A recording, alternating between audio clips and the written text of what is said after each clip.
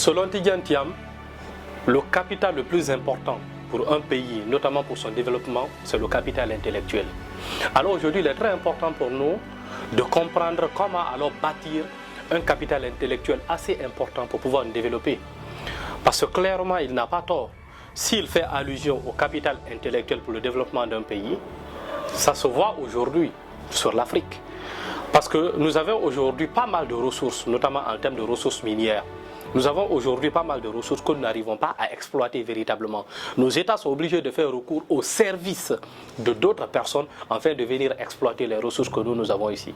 Donc il est véritablement important pour tout un chacun d'entre nous de comprendre que si nous avions la capacité intellectuelle nécessaire, on n'aurait pas besoin de faire recours au service d'une autre personne afin de venir exploiter nos ressources minières aujourd'hui. Mais c'est parce que nous n'avions pas aujourd'hui la connaissance nécessaire qui fait que nos États sont obligés de se retourner vers la Chine, vers l'Europe, vers les États-Unis afin de venir explorer nous-mêmes nos ressources minières. Donc c'est quelque chose alors de très visible aujourd'hui sur le continent africain. Mais qu'est-ce qui fait que nous n'avons pas de capital intellectuel? Moi je dis toujours, pour pouvoir véritablement toucher un problème, il faut aller à la source. Et pour aller à la source, il faut parler du système scolaire. Aujourd'hui, le système scolaire ne nous permet pas de rester dans un cadre qui nous permet de véritablement apprendre selon notre situation économique. Certes, on apprend à l'école, mais nous n'apprenons pas ce qui nous permet véritablement de pouvoir nous développer. Et dans cette capsule vidéo, je me propose de partager avec toi des éléments essentiels qui portent véritablement sur l'apprentissage vrai, ce qu'on devrait nous enseigner aujourd'hui à l'école et qui n'est pas enseigné. Alors, il est important aujourd'hui de comprendre d'où est parti la création de notre système scolaire, surtout en Afrique. Parce que la vérité qu'il faut dire, c'est quoi? C'est que le système scolaire africain est tributaire de l'époque coloniale. Ce qui veut dire que ça a été créé en fait de répondre aux besoins de l'époque coloniale, pas aux besoins actuels. Donc s'il n'y a pas de changement par rapport à ces systèmes scolaires, nous sommes alors dans une impasse qui ne nous permet pas de pouvoir nous en sortir véritablement. Aujourd'hui, la population africaine est à 60% jeune. Ça veut dire quoi? Ça veut simplement dire que les jeunes aujourd'hui détiennent véritablement l'avenir de l'Afrique. Donc si cette jeunesse-là n'est pas formée sur les bases d'un réel développement, je pense qu'on ne pourra jamais s'en sortir. Et il est important que la jeunesse soit au cœur du changement, au cœur du développement et surtout aller apprendre les besoins essentiels afin de venir servir correctement la nation. Remontons alors un peu dans l'histoire afin de comprendre ce voyage, afin de comprendre comment tout a commencé, afin de comprendre par quoi véritablement tout a été décidé pour nous. Nous nous retrouvons aujourd'hui dans une bulle où on est obligé de suivre ce qu'on nous donne, où on est obligé de consommer ce qu'on nous donne, tandis que nous pouvons véritablement créer notre propre chemin. Pendant l'époque coloniale, lorsque l'invasion bien sûr coloniale a été effectuée, les Blancs sont venus et ont installé les différentes industries en Afrique. Bon, lorsque je parle d'industrie, je veux parler alors des plantations, je veux parler de tout ce qu'ils avaient comme bien, comme terre, enfin de pouvoir bien sûr après importer depuis leur exporter en fait, de pouvoir exporter depuis leurs différents pays. Donc ce qu'il faut comprendre aujourd'hui c'est quoi? C'est que lorsqu'ils sont venus, ils avaient des techniques. Lorsqu'ils ont fini de coloniser réellement l'Afrique, ils se sont dit quoi? C'est le moment pour nous d'asseoir notre notoriété. C'est pourquoi nous avions des industries. Nous avons des industries aujourd'hui coloniales qui existent jusqu'à présent dans nos États africains. Il y a certains pays africains, lorsque vous partez aujourd'hui, vous allez voir des industries de l'époque coloniale qui existent encore, de l'époque coloniale qui existent. Et les gens continuent de dire que c'est pour l'État, tandis que ce sont les Blancs de l'époque qui étaient là, qui avaient installé ces différents machins-là. Donc aujourd'hui, il est important pour tout un chacun pour nous de comprendre que lorsqu'ils sont venus installer leurs industries, ils avaient besoin de main-d'œuvre à l'époque. Et puisqu'ils avaient besoin de main-d'œuvre, il fallait alors trouver un moyen de pouvoir former la main-d'œuvre disponible qui était là. Je vous pose une question, vous êtes chef d'entreprise, vous avez besoin de main-d'œuvre, vous n'avez pas sur le terrain, qu'est-ce que vous faites? Vous recrutez, vous formez. C'est le principe des Managui aujourd'hui. Ils recrutent du personnel, sachant très bien que ceux-ci-là ne sont pas bien formés, ils s'investissent dans leur formation afin que ceux-ci-là puissent exécuter véritablement leurs tâches. Donc, pendant bien sûr la colonisation, ils se sont dit que nous allons procéder de cette même façon. Nous allons prendre la main-d'œuvre africaine ici, vu que ce sont déjà nos esclaves. Nous allons les former. Nous allons sélectionner quelques-uns d'entre eux qui vont travailler dans nos industries en tant que responsables. Donc nous allons les former à pouvoir bien diriger, à pouvoir manager, à pouvoir être un exemple fort, bien sûr, de tout ce que nous allons mettre en place dans nos différentes industries. Alors c'est ainsi qu'ils ont sélectionné 2 à 3 personnes 4 personnes, 5 personnes selon le nombre de personnes qu'ils avaient besoin, afin de les former pour que ceux-ci soient des managers et des dirigeants ou des techniciens même des industries. Alors c'est ainsi qu'il y a une sélection. Et cette sélection-là devrait alors se procéder bien sûr par une formation. Donc ils ont décidé alors de démarrer les toutes premières écoles de l'époque coloniale. Vous voyez, c'est ainsi que certains de nos parents, bien sûr, se sont fait former. Ils ont commencé à apprendre la langue française, ils ont commencé à apprendre les techniques de vente, ils ont commencé à apprendre comment fonctionnent les industries, les petites comptabilités. C'est là où tout est ressorti véritablement. Donc, ce fut la création des toutes premières écoles de l'époque. Vous voyez un peu? Donc, à l'époque, il faut reconnaître que l'école avait une certaine valeur parce qu'on partait étudier dans l'école du blanc afin de venir les servir dans leurs industries. Donc, quelque part, il faut créer une corrélation entre aller apprendre et venir servir. Donc, l'école sert à ça véritablement. Donc, on va apprendre une certaine compétence qu'on vient appliquer dans des industries auprès des maîtres. Donc, c'était cela l'objectif véritablement.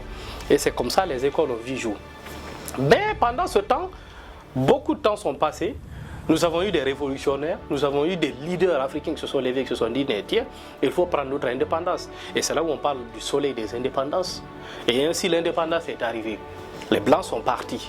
Nous sommes restés avec les industries parce qu'il fallait faire bien sûr des partages à 50-50. Donc les Blancs sont partis avec ce qu'ils pouvaient importer et le reste est resté à notre compte. Donc c'est ainsi que nous avons eu des industries propres à nous. Nous avons eu des présidents, les premiers gouvernements se sont formés et tout. Et quand les gouvernements se sont formés, il fallait faire fonctionner les industries afin bien sûr de faciliter l'avancée de l'économie et tout. Alors qu'est-ce qu'ils se sont dit? Ils se sont dit que les mêmes personnes qui étaient à la tête de ces industries seront placées comme les hauts cadres. C'est à l'époque que les premiers ministres ont vu jour, les différentes directions ont vu jour. Donc vous comprenez, les premières personnes qui avaient travaillé à l'époque pour les Blancs sont devenus les directeurs, sont devenus les ministres, sont devenus des grands responsables. Certains même sont allés jusqu'à créer leur propre entreprise à l'époque. Vous comprenez un peu? Donc c'est ainsi que la passation s'est passée, la passation s'est faite, pardon, entre l'époque des Blancs et notre époque. Maintenant, la question qu'il faut se poser, c'est quoi? C'est que depuis l'indépendance jusqu'à nos jours, ça fait 60 ans. Donc les réalités ont changé. Parce que quand les Blancs ont décidé de faire de nous des apprenants, en fait de nous former à servir dans les différentes industries, qu'est-ce qui s'est passé? 60 ans après, la réalité a changé, l'économie a changé, les besoins ont changé, la colonisation n'est plus là, nous sommes libres désormais. Mais cependant, les mêmes programmes de formation qu'ils avaient institués depuis les années 60 sont les mêmes programmes qui continuent d'être enseignés aujourd'hui à nos enfants. Est-ce que c'est judicieux? Vous voyez un peu là où la question se soulève véritablement. Donc ce qui veut dire quoi? On continue à enseigner à nos enfants un programme qui répondait à un besoin des années 1960. Tandis qu'on devrait enseigner un programme qui répond aux besoins des années 2022 ou des années 2000 bien sûr. C'est ça le véritable problème. Et aujourd'hui, notre système scolaire est tributaire de l'époque coloniale. Et c'est bel et bien à cause de ça que jusqu'à présent, vous finissez d'étudier. N'ayant pas bien sûr des informations préalables par rapport à ces différents éléments, vous vous retrouvez sans travail. Certains sont au chômage depuis 10 ans. Ils ont fini d'étudier depuis 2010. Jusqu'à 2022, ils n'ont pas encore d'activité. Même pas un petit salaire de 50 € par mois dans l'écosystème africain, ça existe aujourd'hui. Cela est une honte. C'est pourquoi, dans cette vidéo, je vous parle véritablement de ce point-là. Afin que vous compreniez que les études que vous avez faites, c'est bon. Vous avez un document désormais qu'on appelle un diplôme. Mais vous devrez vous réactualiser. Et la réactualisation se fait comment? Cela ne veut pas dire que la formation n'est pas importante. Non, la formation est très importante. Parce qu'aujourd'hui, il y a des besoins qui existent. Donc, quand on a besoin des techniciens, on a besoin des leaders, on a besoin des consultants qui vont venir donner leurs expertises. Mais le véritable problème, c'est quoi?